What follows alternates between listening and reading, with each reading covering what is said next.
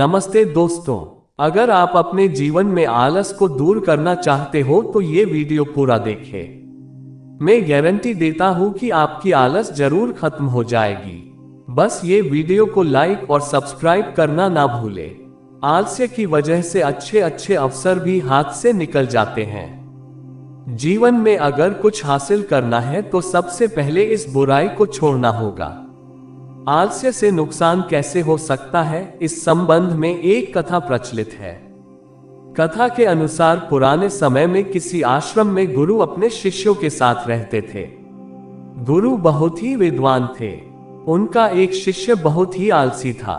उसकी शिक्षा पूरी होने वाली थी, लेकिन वह समय का मूल्य नहीं समझ सका था। शिष्य आलस्य की वजह से आज का काम कल पर टाल देता था। गुरु ने सोचा कि शिष्य को समय का महत्व नहीं समझाया तो इसका जीवन बर्बाद हो जाएगा। एक दिन गुरु आलसी शिष्य को एक पत्थर दिया और कहा कि पुत्र, ये पारस पत्थर है। इससे तुम जितना चाहो उतना सोना बना सकते हो, लेकिन तुम्हारे पास सिर्फ 2 ही दिन है। इससे तुम्हारा जीवन सुधर जाएगा। मैं दूसरे गांव जा रहा हूं। 2 दिन बाद आश्रम लौट आऊंगा, तब मैं तुमसे ये पत्थर वापस ले लूंगा। पारस पत्थर देकर गुरुजी आश्रम से चले गए। आलसी शिष्य पत्थर पाकर बहुत खुश हो गया। उसने सोचा कि इस पत्थर से इतना सोना बना लूंगा कि उसे पूरे जीवन काम करने की जरूरत नहीं पड़ेगी। अभी मेरे पास 2 दिन है। एक दिन आराम कर लेता हूं, अगले दिन सोना बना लूंगा। ये सोचकर वह सो गया। पूरा दिन और पूरी रात आराम करने बाद जब वह उठा तो उसने सोचा कि आज बहुत सारा लोहा लेकर आना है और उसे सोना बनाना है, लेकिन इससे पहले खाना खा लेता हूं, फिर काम करूंगा। उसने पेट भर खाना खाया तो उसे नींद आने लगी। अब वह सोचने लगा कि कुछ देर सो लेता हूं, सोना बनाने का काम तो छोटा है, शाम को कर लूंगा। उसे नींद आ गई। शाम हुई और उसकी नींद खुली।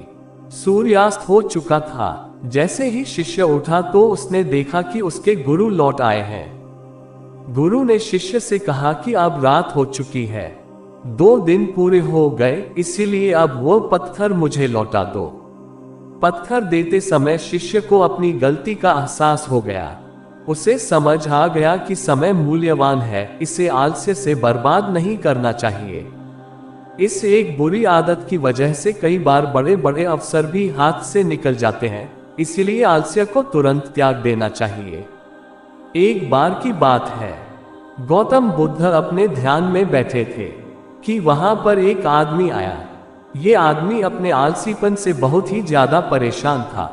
आलसी आदमी गौतम बुद्ध से बोला, महात्मा जी मेरी मदद कीजिए, मैं अपने आलस्य से बहुत ज्यादा परेशान हूँ। आप ही कोई उपाय बताए जिससे मैं आलसीपन से छुटकारा पा सकूं। गौतम बुद्ध ने उस व्यक्ति से कहा, पहले मुझे ये बताओ, तुम्हें क्यों लगता है कि तुम आलसी हो? आलसी आदमी बोला, सिर्फ मुझे नहीं, मेरे परिवार वालों को और मेरे आसपास के सभी लोगों को ऐसा लगता है कि मैं आलसी हूं। गौतम बुद्ध ने फिर उससे पूछा, क्या तुम जानते हो आलस्य होता क्या है?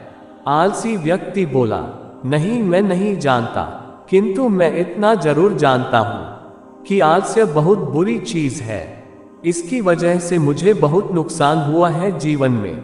गौतम बुद्ध बोले, जिस परेशानी से तुम छुटकारा पाना चाहते हो, पहले उसके बारे में पूरी जानकारी ले लोगे तो उससे छुटकारा पाना आसान हो जाएगा। आलसी व्यक्ति बोला, भगवान इतनी बुद्धि तो मुझ में नहीं है, आप ही मुझे इस समस्या के बारे में जानकारी दीजिए। गौतम बुद्ध बोले, आलस्य एक मानसिक अवस्था है, एक विचार है जिसे जाने अनजाने में हम खुद ही जन्म देते हैं।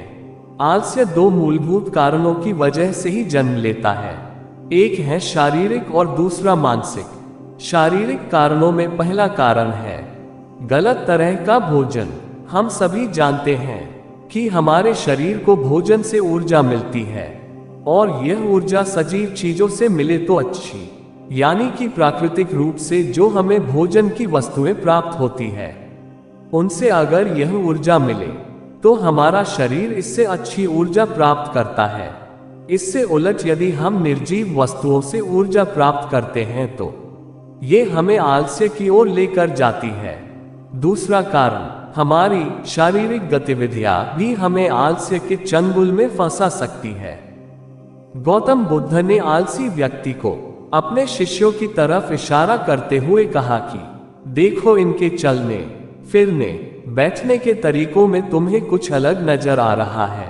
जब आलसी व्यक्ति कुछ समझ नहीं पाया तब गौतम बुद्ध ने उससे कहा, मेरे शिष्य जब भी बैठते हैं तो वे रीढ़ की हड्डी को एकदम सीधा रखते हुए बैठते हैं।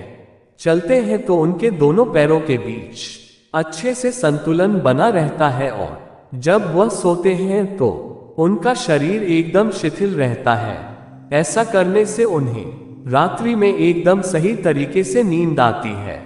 आलसी व्यक्ति बोला, लेकिन नींद तो आलस्य का ही एक स्वरूप है। बुद्ध बोले, हाँ, अगर उसे ज्यादा मात्रा में लिया जाए तो। बुद्ध ने इस बात को आगे बढ़ाते हुए कहा, नींद कम मात्रा में लोगे तो तुम्हें अगले दिन थकान महसूस होगी और ऐसा करने से ज्यादा आलस्य शरीर में आएगा।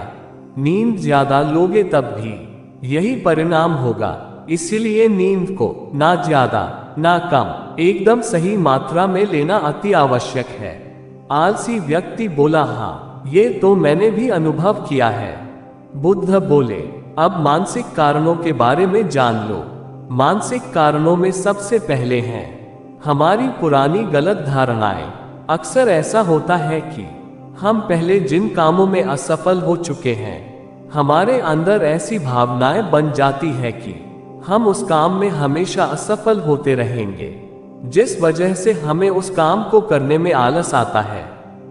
ऐसी धारणाओं से छुटकारा पाने का एकमात्र उपाय यह है कि हमें अपने मन को यह समझाना चाहिए कि पिछली बार हम जब उस काम में असफल हुए थे तो हम उसके बारे में जितना जानते थे, अब हम उस काम के बारे में उससे ज्यादा जानते हैं, क्योंकि असफल होने के बाद हम उससे काफी कुछ सीखे भी है। बुद्ध बोले, दूसरा कारण है आलसी और कामचोर लोगों की संगत। कई बार ऐसा होता है कि हम आलसी नहीं होते, मगर जिनके साथ हम रहते हैं हम उन जैसे बनने लगते हैं। इससे छुटकारा पाने का उपाय बहुत सरल है। कामचोर और आलसी व्यक्तियों से दूर रहो। ऐसे व्यक्तियों की संगत में रहो जो अपने काम को बड़ी लगन से करते हैं और तुम्हें कुछ सिखा पाए। गौतम बुद्ध ने तीसरा कारण बताते हुए कहा, यह कारण आलस्य के लिए सबसे बड़ा कारण है, काम को कल पर टालते रहना। ये कारण इतना शक्तिशाली है कि किसी भी व्यक्ति को बर्बाद कर सकता है। इससे बचने का सबसे आसान उपाय यह है कि जो काम जितनी जल्दी संभव हो उतनी जल्दी कर दिया जाए। गौतम बुद्ध ने आलसी व्यक्ति से एक सवाल पूछा, मान लो तुम किसी रेगिस्तान में फंस गए हो और तुम्हें प्यास लगी है तो तुम क्या करोगे? आलसी व्यक्ति बोला, मैं जल्दी ही रेगिस्तान के आसपास कोई गांव की तलाश करूंगा या ऐसी जगह की तलाश करूंगा जहां पर मुझे पानी मिल सके। गौतम बुद्ध बोले, अगर तुम्हें काफी देर ढूंढने पर भी पानी ना मिले तब तुम क्या करोगे? आलसी व्यक्ति बोला, मैं तब भी अपनी तलाश जारी रखूंगा, क्योंकि ऐसी परिस्थिति में मेरे पास कोई और दूसरा विकल्प तो होगा ही नहीं। गौतम बुद्ध बोले, बिल्कुल सही, और यही है मानसिक स्तर पर आलस्य का चौथा कारण, किसी भी निश्चित लक्ष्य का ना होना। ये भी आलस की ओर लेकर जाता है। अब सुनो पांचवें कारण के बारे में। गौतम बुद्ध बोले, सोचो कि तुम्हारे पास काफी सारे सोने के दागिने हैं जो तुम्हें एक जगह से दूसरी जगह लेकर जाना है। तुम चलते चलते थक जाते हो और किसी पेड़ के नीचे बैठ जाते हो और तभी तुम्हें दूर से तुम्हारी तरफ दौड़कर आ रहे डाकू दिखाई देते हैं। तो क्या तब भी तुम आलस करके वहीं बैठे रहोगे, या ऐसी परिस्थिति में तुम वहां से उठकर दौड़ने लगोगे? आलसी व्यक्ति बोला, जी मुझे वहां से दौड़ना ही पड़ेगा, नहीं तो मेरी जान और सोने के दागिने दोनों खतरे में पड़ जाएंगे। बुद्ध बोले, यानी कि तुम्हारे पास एक ठोस वजह होगी दौड़ने के लिए। यही है आलस्य का पांचवा कारण। किसी भी काम के लिए ठोस वजह का होना जरूरी है। आलसी व्यक्ति महात्मा बुद्ध की बातों से संतुष्ट हुआ। वह बोला, महात्मा जी, मैं अब आलस्य के बारे में सब कुछ जान चुका हूँ और अब मैं इन सभी कारणों पर काम करूंगा और अपने आलस्य को दूर भगा दूंगा। दोस्तों, आशा करता हूँ गौतम बुद्ध और आलसी व्यक्ति की कहानी आपको अच्छी लगी होगी और इसे सुनने के बाद अब आप कभी भी जीवन में आलस नहीं करेंगे। और मजेदार कहानियां सुनने के लिए इस चैनल को सब्सक्राइब और लाइक करना ना भूलें और आप हमेशा जीवन में आगे बढ़े, तरक्की करें, सतर्क रहे और अपना ख्याल रखें। जय हिंद।